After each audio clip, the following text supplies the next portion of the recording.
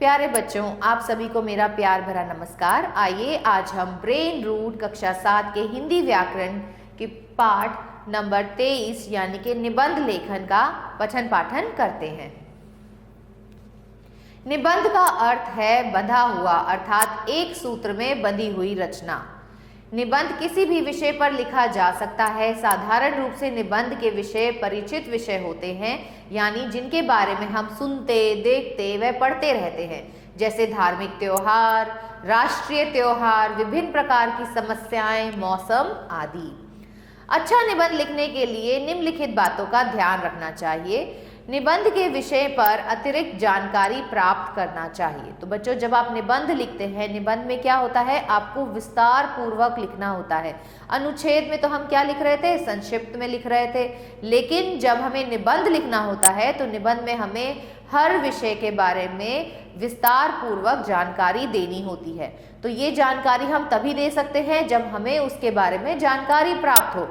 तो जिस विषय पे आपको अच्छे से जानकारी हो, वही विषय आपको अपने परीक्षा में करना चाहिए।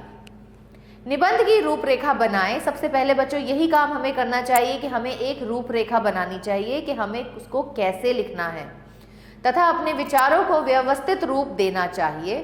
निबंध की भाषा बच्चों वैसे ही सरल होनी चाहिए, स्पष्ट भाषा में लिखना चाहिए और प्रभावशाली भाषा में लिखना चाहिए। आरंभ, मध्य तथा अंत में किसी उक्ति अथवा विषय में से संबंधित कविता की पंक्तियों का उल्लेख करना चाहिए। निबंध की शब्द सीमा का ध्यान रखना चाहिए और विषय से ध्यान नहीं हटना चाहिए। तो मतलब जिसके बारे में आप जानकारी दे रहे हैं, आपको उसी विषय के बारे में लिखना चाहिए, ना कि उसके आसपास की चीजों के बारे में। विषय से संबंधित सभी पहलुओं पर अपने विचार प्रकट करने चाहिए। सभी अनुच्छेद एक दूसरे से जुड़े होने चाहिए। तो मतलब जब हम अपना अनुच्छेद लिख रहे हैं, तो जो अनुच्छेद हमने खत्म किया है उसी से हमारा दूसरा भी, जो दूसरा अनुच्छेद हम लिख रहे हैं, वो उससे संबंधित ही होना चाहिए। उपसंहार प्रभावशाली होना चाहिए। वार्तनी व भाषा की शुद्धता, लेख की स्वच्छता एवं विराम चिन्हों के प्रयोग पर ध्यान देना चाहिए। निबंध के अंग। मुख्य रूप से बच्चों निबंध के 3 अंग होते हैं। पहला अंग होता है भूमिका। ये निबंध के आरंभ में एक अनुच्छेद में लिखी जाती है। इसमें विषय का परिचय दिया जाता है कि आप किसके बारे में लिख रहे हैं। यह प्रभावशाली होनी चाहिए जो कि पाठक को निबंध पढ़ने के लिए प्रेरित कर सके।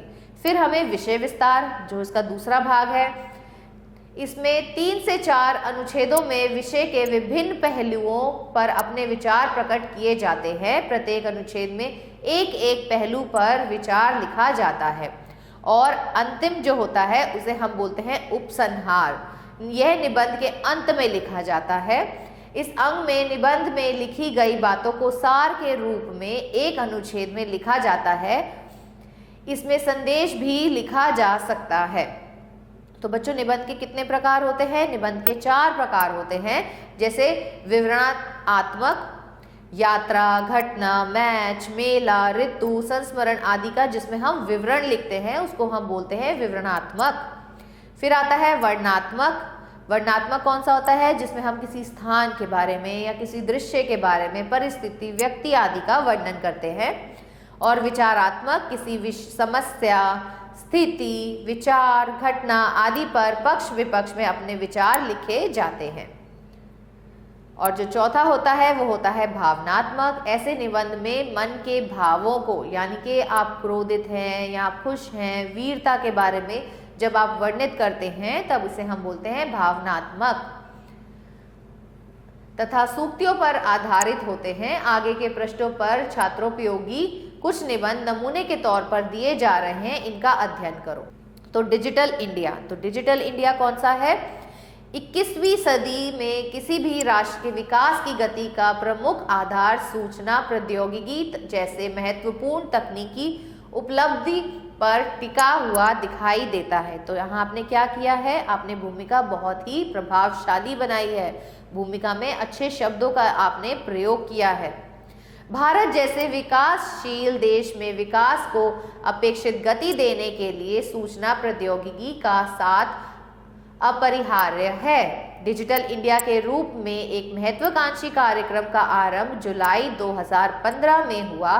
देश में 600 जिले तक पहुंच के लिए सूचना तकनीक कंपनी की मौजूदगी में कई कार्यक्रम रखे गए। तो यहाँ आपने उसके बारे में विवरण किया है कि हमने क्या क्या डिजिटल इंडिया के बारे में आपको जो जो जानकारी है उसका विवरण आप यहाँ पे इस तरीके से लिखेंगे। देश को डिजिटल रूप से सशक्त बनाने के लिए भारत सरकार द्वारा लिया गया एक बड़ा कदम है डिजिटल इंडिया कार्यक्रम। इस योजना से संबंधित विभिन्न योजनाओं को प्रारंभ किया जा चुका है, जैसे डिजिटल लॉकर, ई स्वास्थ्य, ई शिक्षा, राष्ट्रीय छात्रवृत्ति पोर्टल, ई हस्ताक्षर आदि। इस योजना का लक्ष्य कागजी कार्रवाई को घटाकर भारतीय नागरिकों को इलेक्ट्रॉनिक सरकार की सेवा उपलब्ध कराना है। यह बहुत ही प्रभावशाली और कार्यकुशल योजना है। तो बच्चों, अब हम क्या देख रहे हैं कि इस अनुच्छेद में हमने डिजिटल इंडिया के अंदर क्या क्या आता है उसके बारे में बताया है और उससे हमें क्या क्या फायदे हैं उसके बारे में हम यहाँ पे वर्णन दे रहे हैं। जो बड़े स्तर पर समय और मानव श्रम की बचत करेंगे। किसी भी जरूरी सूचना तक पहुंचने के लिए तेज गति इंटरनेट नेटवर्क के साथ ग्रामीण क्षेत्रों के लोगों से जुड़ने के लिए 1 जुलाई 2015 को इस पहल की शुरुआत की गई थी। पूरे देश में डिजिटल संचारण का निर्माण, डिजिटल साक्षरता तथा डिजिटल तरीके से सेवा प्रदान करना है। इस डिजिटल इंडिया के 3 महत्वपूर्ण तत्व हैं। 2019 तक इस परियोजना को पूरा करने का लक्ष्य है। यह एक कार्यक्रम है जो सेवा प्रदाता और उपभोक्ता दोनों को फायदा पहुंचाएगा। इस कार्यक्रम की निगरानी और नियंत्रण करने के लिए डिजिटल इंडिया सलाहकार समूह, संचार एवं आईटी मंत्रालय के द्वारा संचालन की व्यवस्था की गई है। ऐसे ही आप इसके आगे के जो इसके महत्वपूर्ण भाग हैं उनका विवरण आप देंगे और आखिर में आप इसके अंदर उपसंहार देंगे, जैसे कि यह एक बड़ा मंच है जो अपने नागरिकों के लिए देश भर में सरकारी और निजी सेवाओं को प्रभावशाली विवरण को आसान बनाएगा। भारत के नेट कार्यक्रम देश की लगभग 50,000 ग्राम पंचायतों को जोड़ेगा। डिजिटल इंडिया पहल में मदद के लिए बाहरी स्रोत नीति भी एक योजना है। मोबाइल पर ऑनलाइन सेवाओं के बेहतर प्रबंधन के लिए नेटवर्क को सुधारा जाएगा। सभी शहरों, नगरों और गांव में ब्रॉडबैंड हाईवे की खुली पहुंच एक क्लिक पर विश्व स्तरीय सेवा की उपलब्धता को संभव बनाएगा। तो इस तरीके से बच्चों आप अपना निबंध लिखेंगे। सबसे पहले आप उसमें भूमिका लिखेंगे, उसके बाद आप उसके हर पहलू के बारे में विवरण देंगे जो कि आपका 2 से 3 अनुच्छेदों में होना चाहिए और आखिर में आप उपसंहार लिखकर अपने निबंध को अंत करेंगे। अब लिखें, निम्नलिखित विषयों पर 200 से 250 शब्दों में निबंध लिखो। तो बच्चों यहाँ पर आपको कुछ विषय दिए गए हैं, इन विषय पर आपको निबंध खुद लिखने हैं। अपनी अभ्यास पुस्तिका में स्वयं इनका अभ्यास करना है। निम्नलिखित संकेत बिंदुओं के आधार पर 200 से 250 शब्दों में निबंध लिखो। महंगाई की समस्या, तो यहाँ पे बच्चों आपको महंगाई की समस्या पर निबंध लिखना है। सबसे पहले आपको भूमिका लिखनी है कि महंगाई के क्या क्या कारण हैं, महंगाई के उत्पन्न प्रयास, महंगाई रोकने का प्रयास और आखिर में आप इसका उपसंहार लिखेंगे। तो यहाँ पर आपको संकेत बिंदु दिए गए हैं, इन्हीं संकेत बिंदुओं के आधार पर आपको यहाँ पर निबंध यहाँ पे लिखना है। इसके साथ ये पाठ यहीं समाप्त होता है। आशा करती हूँ आपको ये पाठ अच्छे से समझ आया होगा। मिलते हैं अगले पाठ में, तब तक आभार।